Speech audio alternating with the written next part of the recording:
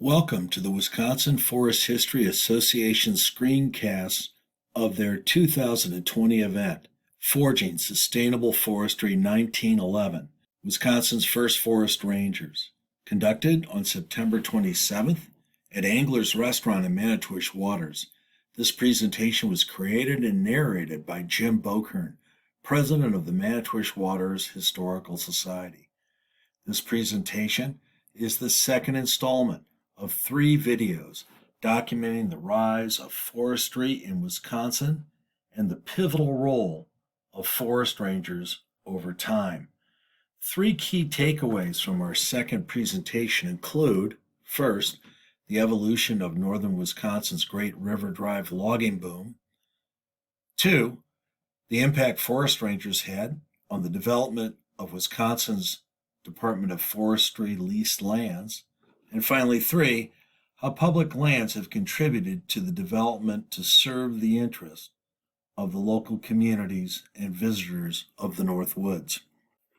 Much of the attention of this presentation will focus on the giant white pines, as you see in the left side of the image, that were used in River Drive logging. In the travels of the hike to get to this site, we'll be on state land. It's important to understand that metal detecting and collection of artifacts on Wisconsin state lands and waters are illegal, and we need to follow best practices to protect the fragile and non-renewable resources of cultural sites. We're going to discover 3 historic traditions defining the evolution of Wisconsin and Northwoods forestry. The proposed 1878 Army Corps of Engineer Dam, the house site for Fern Lodge, part of a state lease, and an 1880s or 1890s River Drive logging site. The outlet of Vance Lake, as illustrated by the yellow arrow, roughly marks the location of the 3 sites we will visit on our hike. This outlet was clearly an important property for the earliest pioneers in the area. River Drive logging of cork pine as far as the Mississippi River was part of the traditions of the camp on the outlet of Vance Lake. These huge logs were driven down, propelled by large dams. The earliest documentation that we have of River Drive logging in Manitowish Waters comes from the original surveyors. In 1862, these surveyors used their axes to leave blazes on trees with inscribed documentation of the township and ranges that they were marking. To the far right, they also kept notes, field notes, that depict what they witnessed in their journeys. The middle image is a modern example of one of those blazes. The Trigg Map Company from Ely, Minnesota, has consolidated these field notebooks and maps together to give us easy insight. As you see, as indicated by the 2 yellow arrows on the inlet to Rest Lake and the outlet below Vance Lake, the notebook said there's a large amount of pine that will soon be taken to market. This suggests that the pine trees were being logged and driven far before the construction of the dam in Manitowish Waters in 1887. River Drive loggers required an enormous amount of water built up in the spring to flash water down the streams of the Northwoods and propel their logs to market. The Army Corps of Engineers began formal research into all the northern watersheds of Wisconsin in an 1878 survey.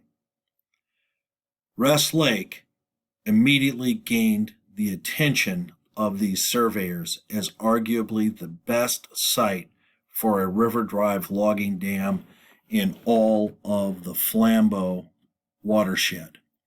To the left, you can see the pivot point, which we will walk on our hike, of where the dam would have crossed the river. Also, a dike had to be built, marked by the yellow arrow, to hold back the waters of the Manitowish River and Rest Lake. The image on the right shows the large scale and amazing detail of Rest Lake that was created by the Army Corps of Engineers. They were certainly serious in their work. Focus on the dam and dike area illustrates with the yellow arrow at the top of the image that a great deal of work would have to go into building the dike system to hold back overflow. The dam itself would be equally as large and could hold back a 25-foot head of water. A larger map was created by the Army Corps of Engineers illustrating the impact of this dam, what a 25-foot head of water would have looked like on the existing chain of lakes. On the right, you can see both Lac du Flambeau and Manitowish Waters outlined with red lines showing the floodplains of the new impoundments. On the lower left, you can see the proposed dam and dike system very clearly and how much larger Rest Lake would have been.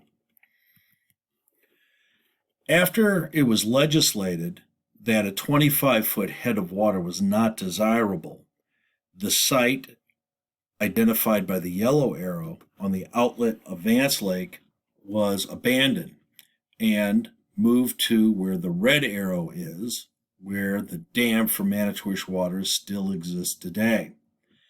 Peter Vance, early timber cruiser and surveyor and resident of Manitowish Waters, would have been one of those who pointed out that if they built the dam where the red arrow is, they did not have to build that very large dike and save time, material, and money. The Rest Lake Dam formally started in 1887 and was a river drive logging camp, as evidenced by the logging dingle in the background across the river, was located across from the outlet of Vance Lake. It would be considered the inlet of Vance Lake today. Next, a logging site was also discovered on this peninsula at the outlet of Vance Lake. The terrain, barbed wire, and lack of other evidence suggests that perhaps oxen or horses were stored there, even possibly hogs and other animals for food consumption. As we take a look at this site, it is noted that we're only about 20 meters off the Manitowish River, and oddly, this is built on a hillside, which is not typical for logging camps. If you look at the image on the right, you can see the 2-foot berm. My ball cap is represented by the yellow arrow, and you can see the bracketed line that I've provided to show you a very steep and distinct structure. It's a large area. Over 120 years later, the large footprint of this structure is pretty much clear of trees, suggesting that there was a significant disturbance in this feature, and again, kind of supporting the notion that this may have been for farming or taking care of draft animals. The last historic tradition that we're going to explore on the peninsula at the outlet of Vance Lake is going to be a state land lease. Forest Ranger Fred Wilson noted in his writings that he thought these leases were a waste of time and wasn't a fan of his mentor, E.M. Griffith's vision of creating leased land in a resort community. Note that the surveyed lots were on Rest Lake, but certainly not on Vance Lake. As we explored the minutes from the Wisconsin Department of Forestry, we discovered that many private individuals petitioned the Department of Forestry for particular lots, and that would be the case with the Vance Lake lot. Also, that's interesting is that this lot was transitioned into a resort. Recall that one of the three goals that E.M. Griffith had for the Forest Reserve was to promote a resort industry. So land leases remained until about 1925. So from about 1912 to 1925, these leases were available. The Hoosier Club is already established, started on Rest Lake as marked by the yellow arrow. And we see impressive cabins popping up on some of the finest shoreline in the Northwoods. In Manitowish Waters, 3 different sites, 2 on Rest Lake, 1 on Vance Lake, supported these leases. The Powell Resort, as seen on the left image, marked by the yellow arrow, was started at least in 1916 and operated at least until 1928. Powell Resorts, or Fern Lodge's building site, is really quite close to the fire circle on the state campsite on Vance Lake. This was an important element of what were probably several buildings that were used as part of a resort system in the peak season of tourism. If you look at the red arrow of the center image, you can see the outline of the building very clearly. And again, this is part of the great public lands tradition that E.M. Griffith charged his first rangers to perpetuate. And perpetuate it they did by forging numerous policies and following his best practices far past Griffith's tenure. To the right is Serban Park in Manitowish Waters, which is a beautiful addition to our bike trail system and is a site of leased land. To the left is the lovely pavilion for Rest Lake Park, which is exactly where the Hoosier camp was and part of the state leased land. These traditions continue to serve the greatest good of the public. We hope you enjoyed learning more about Vance Lake and the 3 historic traditions found on its outlet. Still today, forest rangers help manage these lands and collaborate with communities, preserving the identity of Wisconsin's Northwoods. Thank you.